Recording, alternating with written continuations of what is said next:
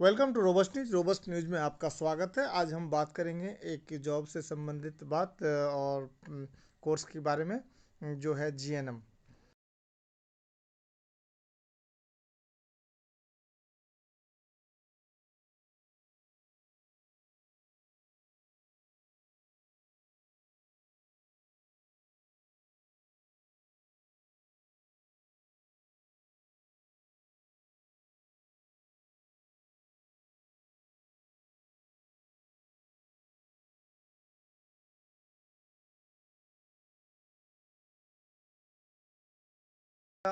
हम आपको बहुत सारी जानकारी देंगे, इसी वीडियो में देंगे।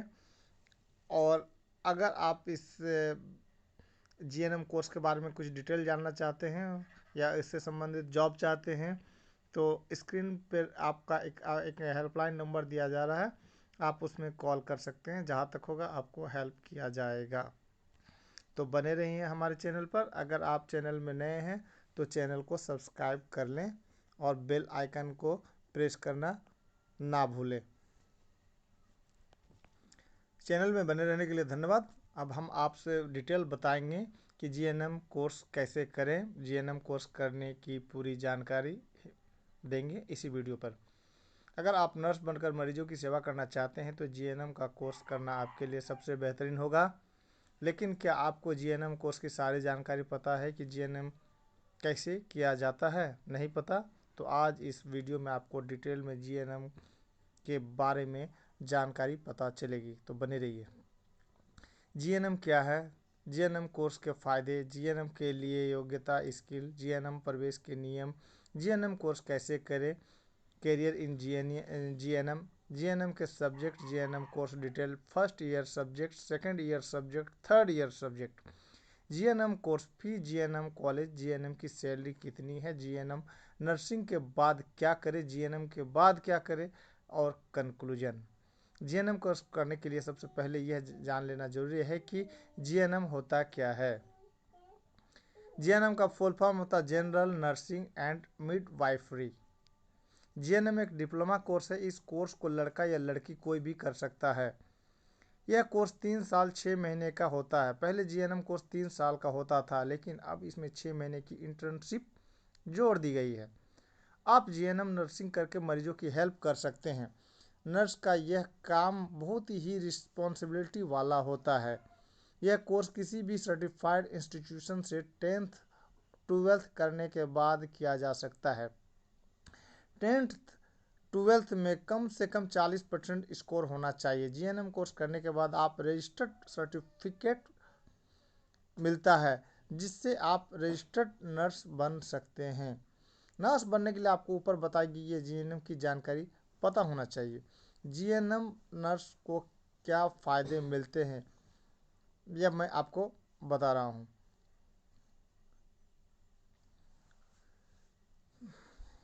जीएनएम कोर्स के फ़ायदे।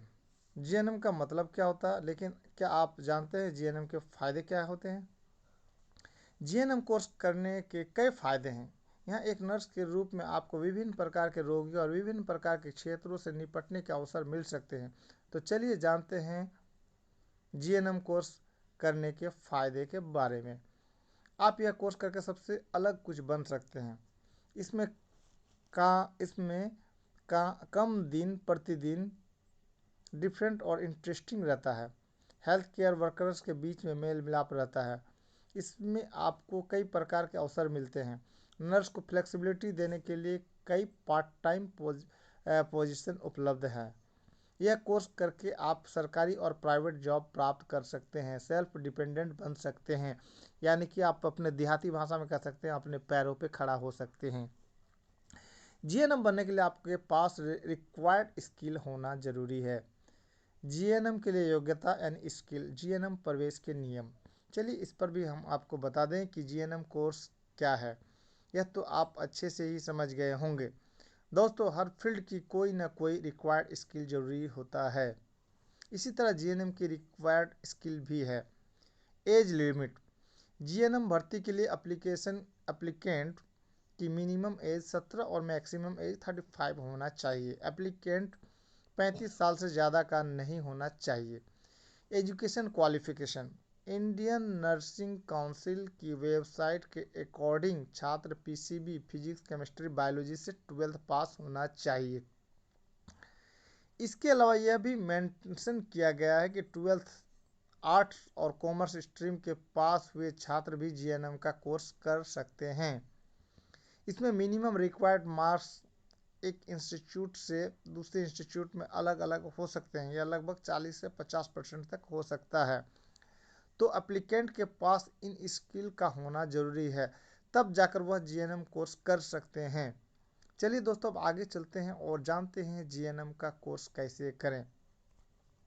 जीएनएम कोर्स कैसे करें? Career in GNM. जीएनएम में कैरियर बनाने के लिए आपके पास क्या स्किल होना चाहिए तो आपने जान ली, लेकिन यह कोर्स करने के लिए आपको करना क्या है यह आपको आगे पता चलेगा।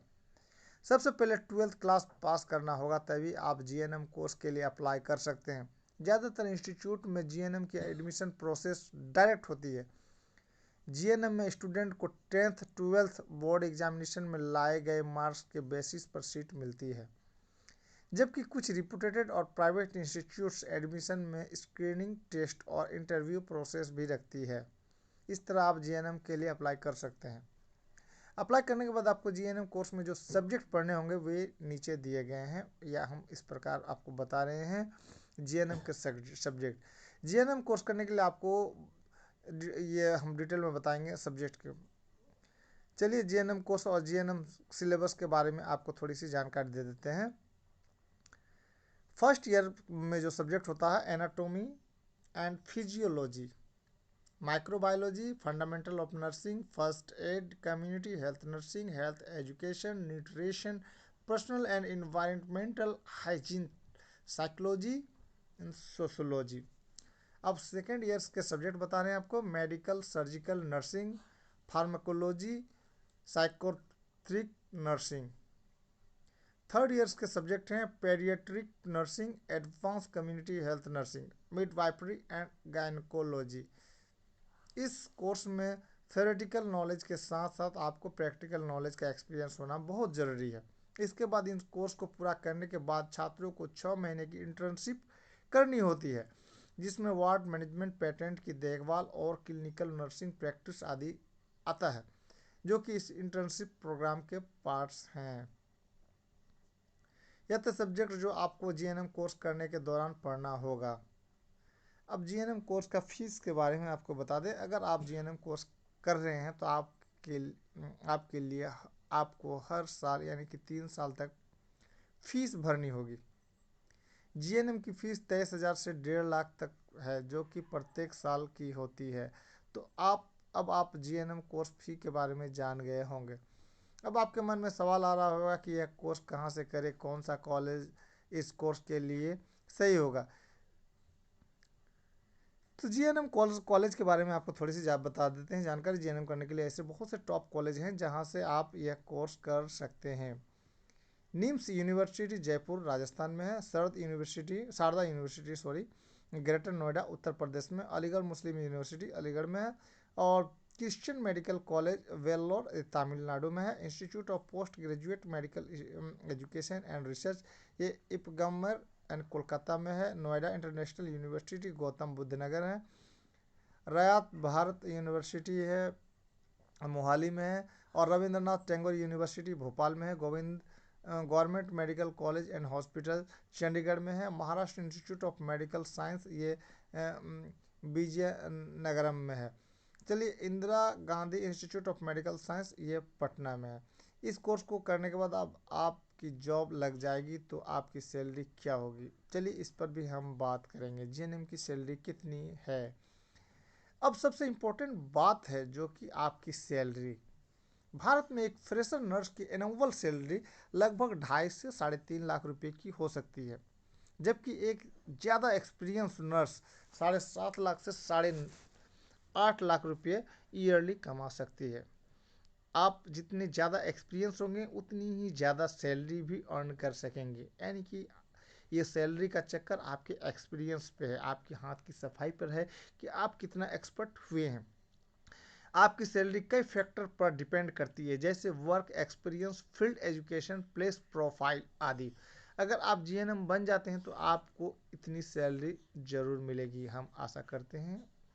जीएनएम बनने के बाद आप बहुत सी फील्ड में वर्क कर सकते हैं। जीएनएम नर्सिंग के बाद क्या करें दोस्तों? क्या आपने कभी सोचा है कि जीएनएम नर्सिंग करने के बाद आप कितनी तरह की फील्ड में काम कर सकते हैं? क्या इसके बारे में आपको नहीं पता है? तो जानते हैं जीएनएम नर्सिंग के बाद आपके सामने करियर के कितने रास्ते खुले हैं। जीएनएम के बाद क्या करें?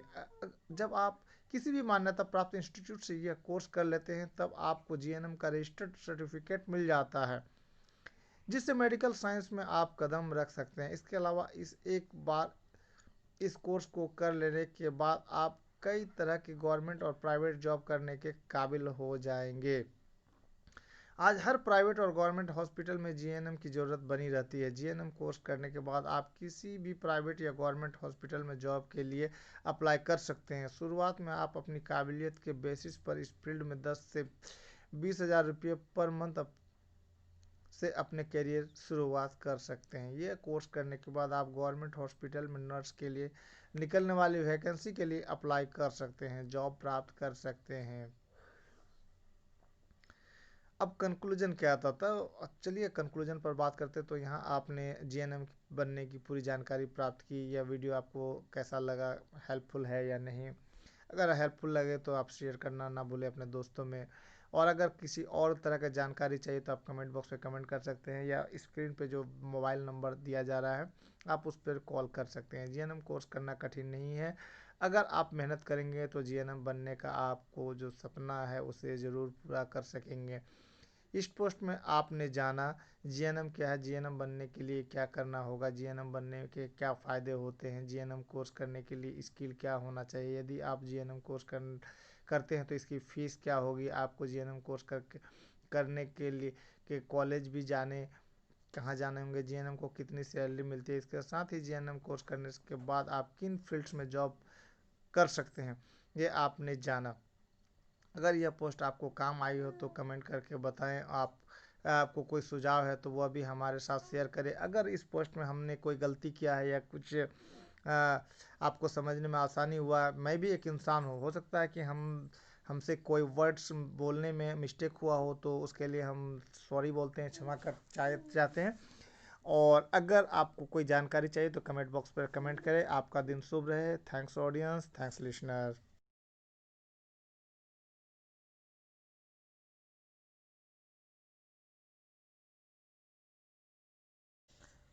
वेलकम टू रोबस्ट न्यूज़ में आपका स्वागत है। आज हम बात करेंगे कुछ रोज़गार की बातें। तो सबसे पहले चलते हैं आपको मेडिकल लाइन्स में ओटी टेक्नीशियन का कोर्स। ओटी टेक्नीशियन कोर्स कैसे करें, कैसे बने, इसके बारे में हम आपको पूरी जानकारी देंगे। अगर आप भी जानना चाहते हैं ओटी टेक्नीशियंस कैसे बने तो आप इस वीडियो को अंत तक देखें।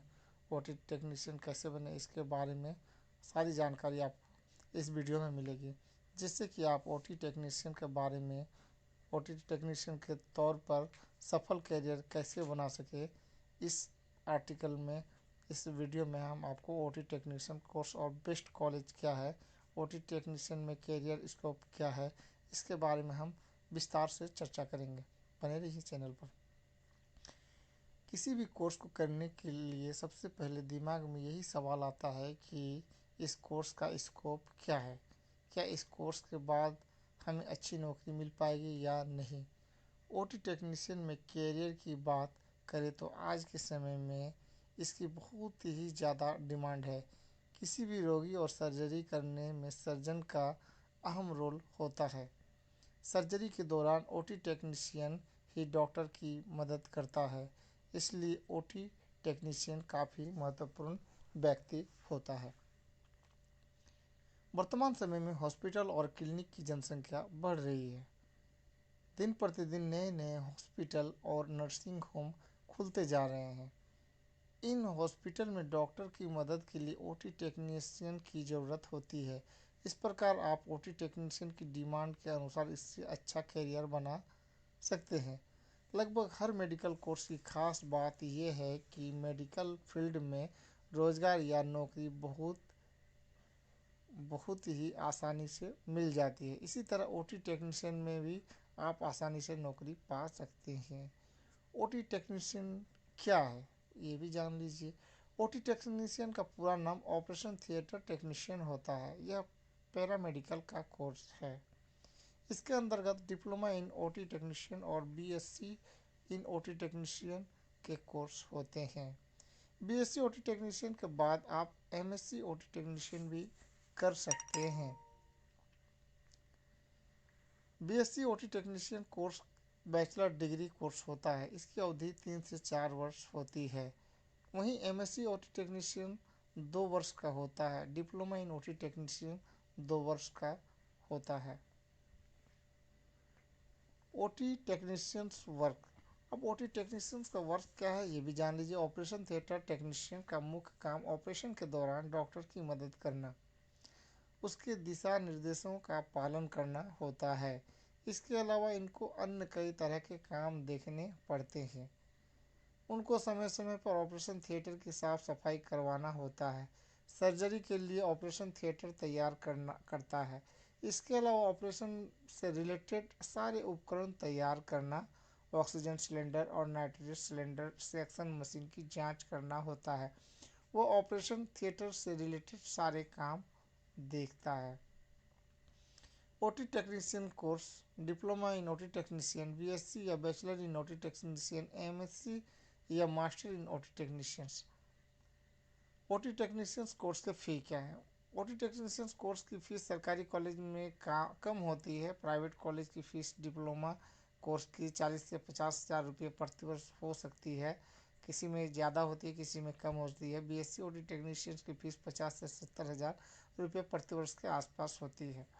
ये घटता बढ़ता भी है हर स्टेट के अनुसार। ओटी टेक्नीशियंस के सिलेबस, इसके अंतर्गत anatomy, biochemistry, physiology, clinical biochemistry, clinical pathology, microbiology, serology, virology, haematology और blood banking, parasitology, operation theatre management, operation theatre planning आदि के बारे में पढ़ाया जाता है। ऑपरेशन थिएटर टेक्नीशियन क्वालिफिकेशन, अगर आप ऑपरेशन थिएटर टेक्नीशियन बनना चाहते हैं तो आप 12वीं साइंस सब्जेक्ट से हों। OT technician admission.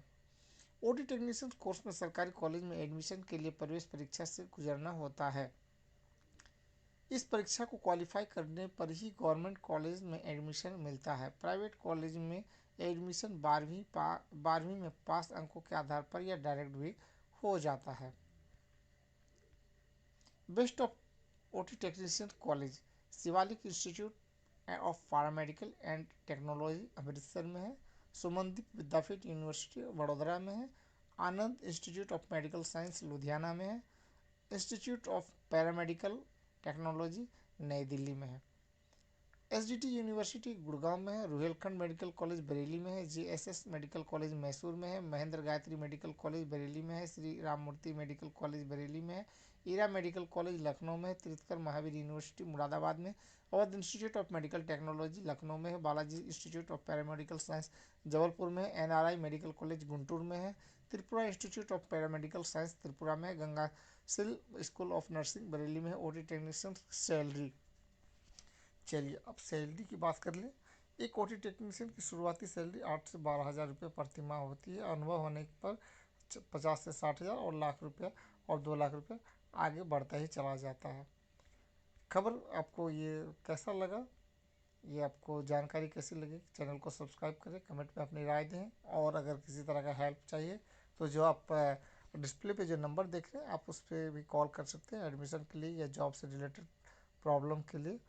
हम जहाँ तक होगा आपको इस में जानकारी में आपको हम जहाँ तक होगा कमेंट बॉक्स में कमेंट करेंगे, हम आपको जानकारी जरूर देंगे। आपका दिन शुभ रहे। Thanks audience, thanks listener.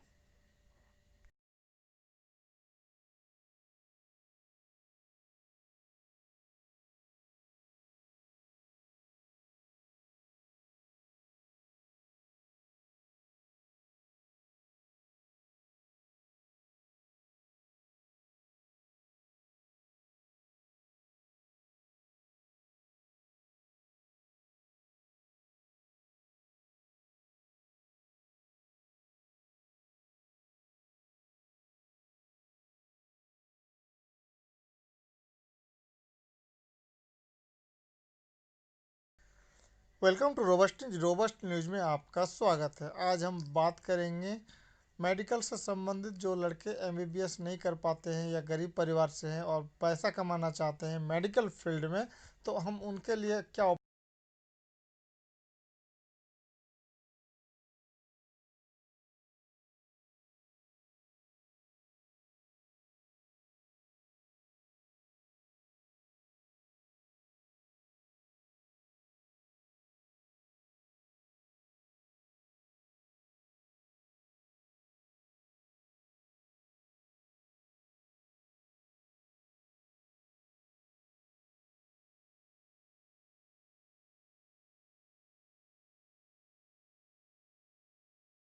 बने रहिएगा हमारे चैनल पर। अगर आप चैनल में नए हैं तो कृपया चैनल को सब्सक्राइब कर लें और कमेंट में अपनी राय ज़रूर दें। अगर आपकी दिलचस्पी मेडिकल फील्ड में है तो आप लैब टेक्नीशियन का कोर्स कर सकते हैं। इसमें बेहतर सैलरी पैकेज के साथ नौकरी पाने के ढेर मौके मौजूद हैं।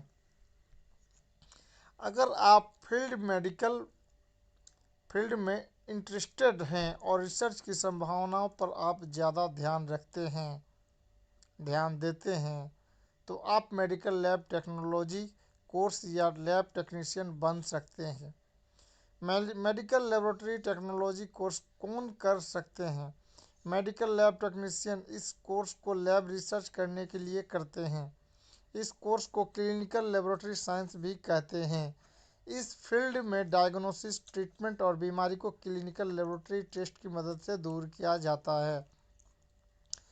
दरअसल मेडिकल लैब टेक्नीशियन किसी बीमारी की रोकथाम के लिए फिजिशियन की मदद भी करते हैं। लैब टेक्नीशियन की ओर से किया गया टेस्ट बीमारी को पहचानने से लेकर उसके इलाज तक में सहायता पहुंचाती है। Medical laboratory technologist MLT body fluids, Andhbhakt news में आपका स्वागत है। Microorganism screening, chemical analysis, human body का सेल काउंट टेस्ट करते हैं और उसका विश्लेषण करते हैं। ये सैंपलिंग, टेस्टिंग, रिपोर्टिंग और डॉक्यूमेंटेशन करने में अपना महत्वपूर्ण योगदान देते हैं। आपको बता दें कि दो तरह के मेडिकल लेबोरेटरी वर्कर्स होते हैं, टेक्नीशियन और टेक्नोलॉजिस्ट। लैब टेक्नीशियन इस क्षेत्र में करते हैं काम microbiology, haematology, blood banking, immunology, clinical chemistry, molecular biology, cytotechnology. योग्यता: वे उम्मीदवार जो 12th साइंस स्ट्रीम से 12वीं पास किए हैं वे इस कोर्स को कर सकते हैं। मेडिकल लैब टेक्नोलॉजी के क्षेत्र में करियर: इस क्षेत्र में अच्छी जानकारी रखने वाले चाहे तो अपना laboratories, physician office, blood bank, medical equipment sales company, public health organisation खोल सकते हैं। इस फील्ड में बेहतर सैलरी पैकेज पाने के अच्छे मौके उपलब्ध हैं। Jobs roles: lab technician, laboratory manager, consultant, supervisor, health and safety officer. Medical technology course कराने वाले भारत की top university Calicut university, Amity university, Manipal universities, Jamia Hamdard universities हैं। आपको जानकारी कैसी लगी? कृपया चैनल को सब्सक्राइब करें, कमेंट में अपनी राय दें। आपका दिन शुभ रहे। Thanks audience, thanks listener.